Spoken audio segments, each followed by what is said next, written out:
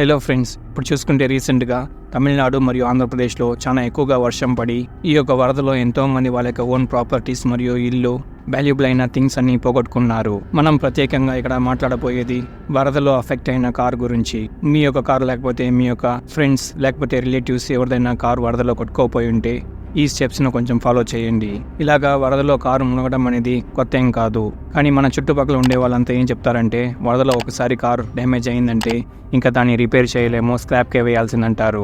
మరియు దాని మీద అయ్యే ఖర్చు కూడా ఎక్కువ అంటారు. అది ఎప్పుడంటే మనం ఇక్కడ చెప్పబోతున్న స్టెప్స్ అని ఫాలో చేయకపోతే అలా జరగడానికి చాలా అవకాశం ఉంటాయి. ఈ యొక్క వీడియోలో కొన్ని పాయింట్స్ మనం చెప్పబోతున్నాం. దాన్ని మీరు ఫాలో అయితే చాలు మీ యొక్క కారును ఈజీగా పెద్ద డ్యామేజ్ నుంచి మనం కాపాడుకోవచ్చు. ఈవెన్ దో మీ యొక్క కార్ కంప్లీట్గా నీటిలో మునిగిపోయినప్పటికీ కూడా ఈ యొక్క స్టెప్స్ను మీరు ఫాలో చేస్తే చాలు.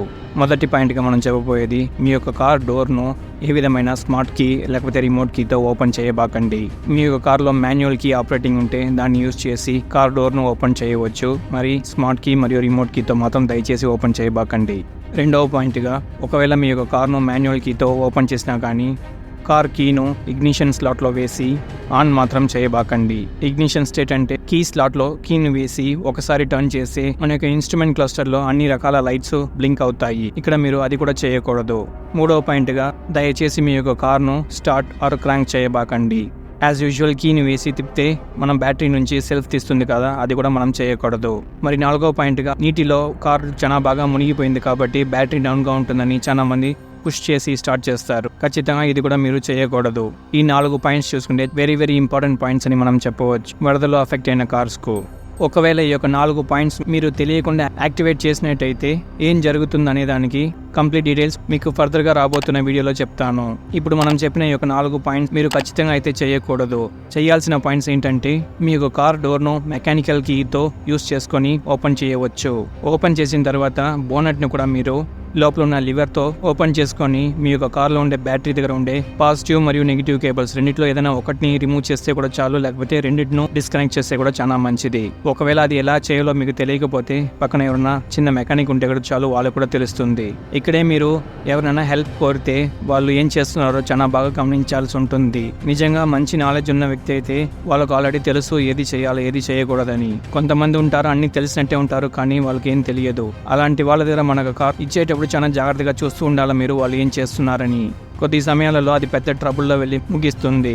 ఒకసారి బ్యాటరీని డిస్కంటిన్యూ చేసిన తర్వాత మరి నెక్స్ట్ స్టెప్గా మీరు చూడాల్సింది కార్లో ఉండే ఎయిర్ ఫిల్టర్. మీ యొక్క కార్లో ఉండే ఎయిర్ ఫిల్టర్ను ఓపెన్ చేసి చూస్తే ఆ యొక్క ఎయిర్ ఫిల్టర్ అనేది వాటర్లో తడిచుందా లేదా అనేది మనం చూస్తేనే తెలుసుకోవచ్చు.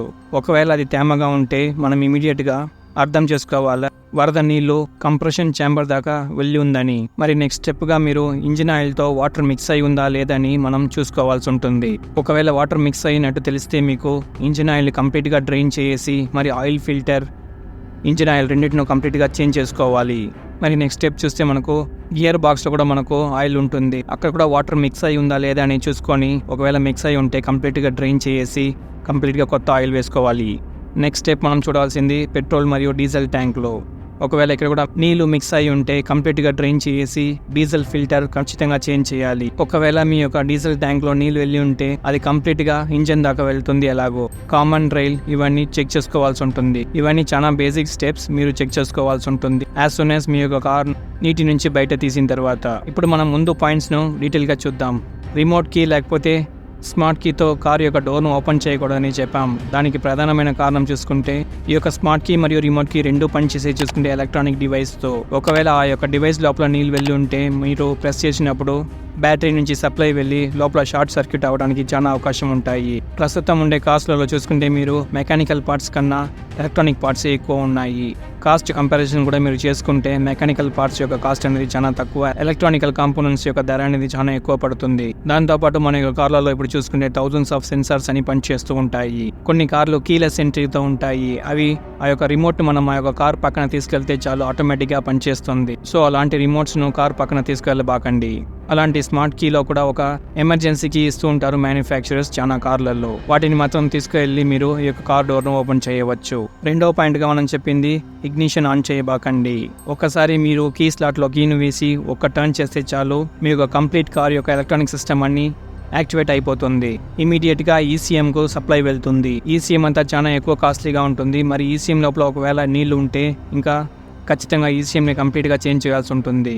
ఈసీఎంతో పాటు PCM, ABS, air bags, ADAS, infotainment system ఇవన్నీ కూడా యాక్టివేట్ అయిపోతుంది. మరి ఒక్కసారి ఈ అన్ని ఎలక్ట్రానిక్ డివైస్ షార్ట్ సర్క్యూట్ అయితే దీన్ని చేసే ఖర్చుకు మీరు కొత్త కారు కొనుగోలు చేయవచ్చు. ఇవన్నీ తెలియకుండా చాలా మంది ఏం చేస్తారంటే వరదలో బాగా మునిగిన కారును 2 రోజులు ఎండలో డ్రై చేసి ఈ యొక్క స్టెప్స్ అంతా ఏమాత్రం ఫాలో చేయకుండా స్ట్రైట్గా వాళ్ళు స్టార్ట్ చేసేదానికి వెళ్తారు. మరి మూడవదిగా క్రాంక్ కూడా మనం చేయకూడదని చెప్పామంటే స్టార్ట్ చేయకూడదు.